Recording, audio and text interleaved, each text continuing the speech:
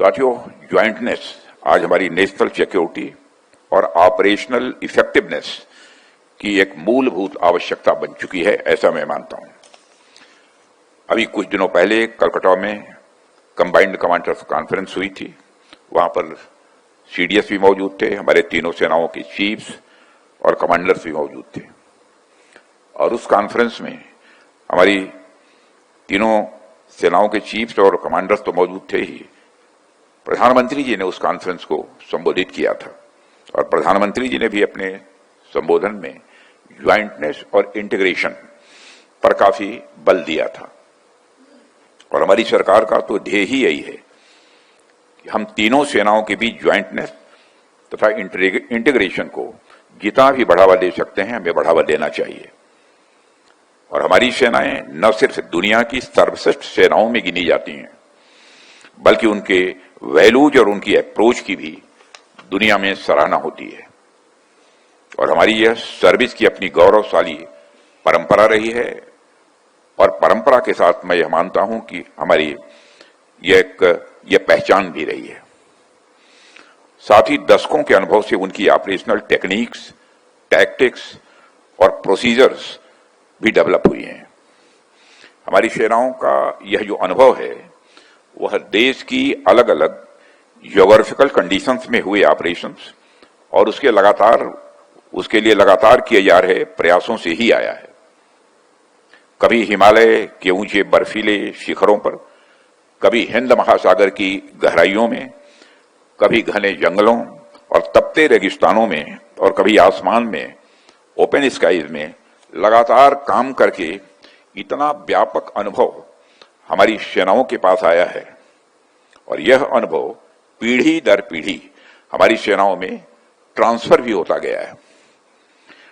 लेकिन इसमें एक चीज ध्यान देने वाली है कि मेरी जानकारी के अनुसार जो वैल्यूज, जो एक्सपीरियंस हमारी सेनाओं में समय समय के साथ ट्रांसफर होते गए, वो धीरे धीरे किसी एक ही पर्टिकुलर सर्विस के पास, यानी अगर हमारी आर्मी ने कोई नई चीज सीखी तो वह नॉलेज आर्मी में ही रह गई। अगर नेवी ने कोई चीज सीखी तो वह नॉलेज नेवी में ही रह गई। अगर एयरफोर्स ने कोई चीज सीखी तो यह नॉलेज एयरफोर्स में ही रह गई। कहने का मतलब है कि जिसने जो भी सीखा उसकी वह सीख, उसकी वह लर्निंग खुद तक ही सीमित रह गई। किसी दूसरी सेना के अंग को उस एक्सपीरियंस का उतना फायदा शायद नहीं मिला जितना कि मिल सकता था। अब जब हम आज की दुनिया पर नजर डालते हैं तो हमें इस बात को स्वीकार करना ही पड़ेगा कि आज दुनिया बहुत तेजी से बदल रही है। 21वीं सदी में सिक्योरिटी का स्वरूप काफी हद तक बदल चुका है। थ्रेट्स पहले से कहीं अधिक कॉम्प्लेक्स भी हो गए हैं। आज लैंड, सी, एयर स्पेस और साइबर स्पेस सभी डोमेन्स आपस में ये गहराई से जुड़ गए हैं। साथियों, ऐसे समय में कोई भी सर्विस यह सोचकर अलग थलग नहीं रह सकती कि अपने डोमेन में वो अकेले ही सब संभाल लेगी। निश्चित रूप से हमारी हर सर्विस के पास यह कैपेबिलिटी है कि वह अगर चाहे तो अकेले किसी भी चुनौती का सामना भी कर सकती है। लेकिन आज के दौर में जिस तरह की चुनौतियां हमारे सामने आ रही हैं, उसमें बेहतर विकल्प यही है कि हम इन सारी चुनौतियों का मिलजुल कर मुकाबला करें। इन चीजों को ध्यान में रखते हुए इंटर ऑपरेबिलिटी और ज्वाइंटनेस अब केवल डिजायरेबल गोल्स नहीं रह गए, बल्कि अब ये हमारी ऑपरेशनल नेसेसिटी बन चुके हैं। अभी हाल ही में हमारी सेनाओं ने ऑपरेशन सिंदूर को अंजाम दिया है। इसके लिए मैं आप सबको और तीनों सर्विसेज के अपने सेना के अधिकारियों और जवानों को मैं बधाई देता हूं।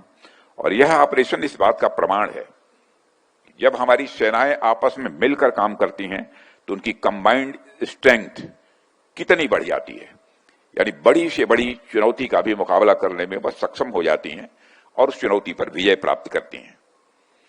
साथियों, इन ऑपरेशन के दौरान भारत ने अपने एयर डिफेंस में ज्वाइंटनेस का एक जबरदस्त प्रदर्शन किया जो डिसाइसिव साबित हुआ। इंडियन एयरफोर्स का integrated air command and control system यानी IACCS, जिसको इंडियन आर्मी के आकाश तीर और इंडियन नेवी के त्रिगुण के साथ सीमलेसली इंटीग्रेट किया गया और मैं मानता हूं इस सफलता का यह आधार था। और इन सिस्टम्स की ट्राई सर्विस सिनर्जी ने एक यूनिफाइड और real time operational picture create की, जिससे कमांडर्स को तुरंत सही समय में और सही फैसले लेने की एक शक्ति मिली, एक ताकत मिली। इसमें IACCS ने आकाश तीर और त्रिगुण के साथ मिलकर बैक बोन की तरह काम किया और कमांड एंड कंट्रोल को एक नए स्तर तक वो ले गया। इनके माध्यम से सिर्फ सिचुएशनल अवेयरनेस ही नहीं बढ़ी, बल्कि फ्रैक्टिसाइड का जोखिम भी बहुत कम हुआ, जिससे हर एक्शन एक्यूरेट और इफेक्टिव बना। और यही है असली ज्वाइंटनेस, जहां हमारी तीनों सर्विसेज एक साथ आकर यूनिटी और क्लैरिटी के साथ डिसाइसिव आउटकम्स को अचीव करती हैं। साथियों, यह ज्वाइंटनेस हमारी सेनाओं के लिए क्यों जरूरी है और यह कितना फायदेमंद हो सकता है, इसके कुछ और उदाहरण मैं आप सबके सामने रखना चाहूंगा। हमारी सेनाओं ने वर्षों के अनुभव से अपने अपने इंस्पेक्शन और ऑडिट सिस्टम डेवलप किए हैं। पीस टाइम की डे टू डे प्रिपेयर्डनेस से लेकर कॉन्फ्लिक्ट्स के दौरान सीखे गए कठिन सबक तक ये सिस्टम समय के साथ डेवलप हुए हैं। लेकिन आज के इंटीग्रेटेड ऑपरेशन के युग में यह जरूरी हो जाता है कि ये सिस्टम्स एक दूसरे से सीमलेसली जुड़े रहें। और यह बिल्कुल सामान्य सी बात है कि यदि हमारे इंस्पेक्शन और सेफ्टी स्टैंडर्ड्स अलग अलग रहेंगे तो मुश्किल समय में स्वाभाविक रूप से कंफ्यूजन पैदा होगी। दूसरी ओर ऐसी स्थिति में डिसीजन मेकिंग धीमी हो जाएगी। एक छोटी टेक्निकल गलती भी मैं समझता हूं कास्केडिंग इफेक्ट पैदा कर सकती है। लेकिन जब स्टैंडर्ड्स अलाइंड होंगे, जब इंस्पेक्शन और ऑडिट रिपोर्ट्स सभी सर्विसेज द्वारा यूनिवर्सली एक्सेप्टेड होंगी, तो उस स्थिति में कोऑर्डिनेशन भी स्मूथ होगा और हमारे सोल्जर्स का कॉन्फिडेंस भी स्वाभाविक रूप से बढ़ेगा। साथियों, इसके अलावा आजकल हमारे सामने एक नया खतरा साइबर अटैक्स और इंफॉर्मेशन वारफेयर का भी है। इन चैलेंजेस के संदर्भ में भी एक बड़ी जरूरी बात उभर कर सामने आई है। अगर हमारी सेनाओं के साइबर डिफेंस सिस्टम अलग अलग सर्विसेज के लिए अलग अलग स्टैंडर्ड्स पर ऑपरेट करेंगे तो उनके बीच एक गैप क्रिएट होगा ही। फिर उस गैप को एक्सप्लॉइट कर पाना हमारे एडवर्सरीज के लिए या किसी भी हैकर के लिए पॉसिबल हो सकता है। इसलिए हमें साइबर और इंफॉर्मेशन वारफेयर के स्टैंडर्ड्स भी यूनिफाई करने ही होंगे। साथियों, मैं यहां एक महत्वपूर्ण बात को साफ करना चाहता हूं कि जब हम स्टैंडर्डाइजेशन की बात करते हैं, इसका मतलब यह बिल्कुल नहीं है कि हमारी हर सर्विस की अपनी यूनिकनेस ही खत्म हो जाएगी। हमारी तीनों सर्विसेज की अपनी ताकत, अपनी विशिष्टता और एक अपनी कार्यशैली है। हमारी तीनों सेनाएं अलग अलग सिचुएशंस में काम भी करती हैं और इसी वजह से उनके सामने आने वाली चैलेंजेस भी स्वाभाविक है कि वो अलग अलग होती हैं। हम सेम प्रोसीजर और हर सर्विस पर हम थोप नहीं सकते हैं। हिमालय की ऊंचाइयों पर तैनात किसी आर्मी डिटैचमेंट के सामने जो चैलेंजेज होंगे, वह डिजर्ट में काम कर रहे किसी एयरफोर्स स्क्वाड्रन की चुनौतियों से पूरी तरह से अलग होंगे। एक तरफ एक्सट्रीम कोल्ड की सिचुएशन है तो दूसरी तरफ एक्सट्रीम हीट की सिचुएशन है। अब अगर हम यह कहें कि हर जगह एक जैसे प्रोसीजर्स अपनाए जाएं, तो यह न केवल इम्प्रैक्टिकल होगा बल्कि हमारी फोर्सेस की क्षमताओं को भी यह सीमित कर देगा। इसलिए हमारा गोल यह होना चाहिए कि हम एक शेयर्ड बेसलाइन तैयार करें, एक ऐसा फ्रेमवर्क तैयार करें जो इंटर ऑपरेबिलिटी और म्यूचुअल ट्रस्ट को मजबूत करे, ताकि जब अलग अलग सर्विसेज एक साथ काम करें तो हर कोई यह भरोसा रख सके कि उनकी प्रोसेसेस और कार्यशैली में तालमेल है। और यह शेयर्ड बेसलाइन कैसे बनेगा, इसकी क्या रूपरेखा होनी चाहिए, इन तमाम मुद्दों पर आप सभी अफसर्स बैठकर ब्रेन स्टार्मिंग करेंगे, ऐसा मेरा विश्वास है। मैं इतना कह सकता हूं रक्षा मंत्री होने के नाते कि रक्षा मंत्रालय से जिस भी सहयोग की आवश्यकता होगी, हर तरीके से मिनिस्ट्री आपके साथ कोऑपरेट करेगी। इस दिशा में आगे बढ़ना मैं मानता हूं कि अब समय की जरूरत है, और मुझे पूरा विश्वास है कि आप तीनों ही सेनाओं, कोस्ट गार्ड, बीएसएफ और डीजीसीए के बड़े अधिकारी इस ओर प्रयास कर ही रहे होंगे और आगे भी इसे तेजी से आगे बढ़ाएंगे।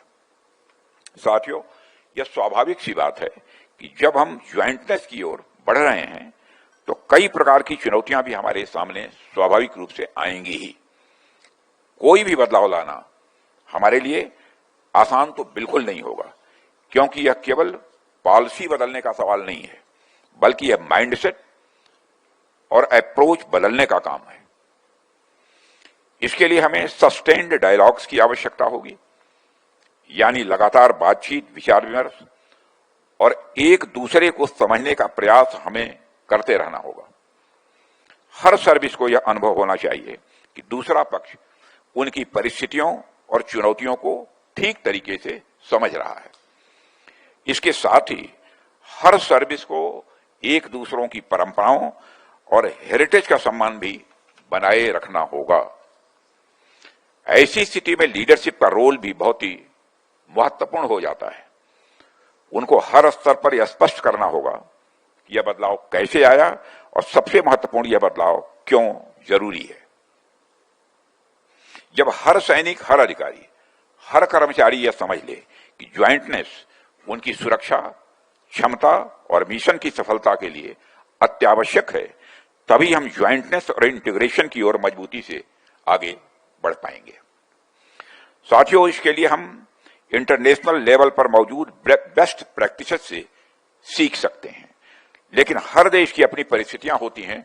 इस सच्चाई को भी हमें समझना होगा। इसलिए हमें अपने सॉल्यूशंस भारत की नेसेसिटीज के अनुसार ही विकसित कर। साथियों, इसके लिए हम इंटरनेशनल लेवल पर मौजूद बेस्ट प्रैक्टिसेस से सीख सकते हैं, लेकिन हर देश की अपनी परिस्थितियां होती हैं। इस सच्चाई को भी हमें समझना होगा। इसलिए हमें अपने सॉल्यूशंस भारत की नेसेसिटीज के अनुसार ही विकसित करने होंगे, और इस तरह बातचीत, समझदारी और कंटेक्स्ट स्पेसिफिक सॉल्यूशंस के जरिए ही हम एक ऐसा सिस्टम बना सकते हैं जो मॉडर्न हो, कैपेबल और हर सर्विस के लिए यूजफुल होगा।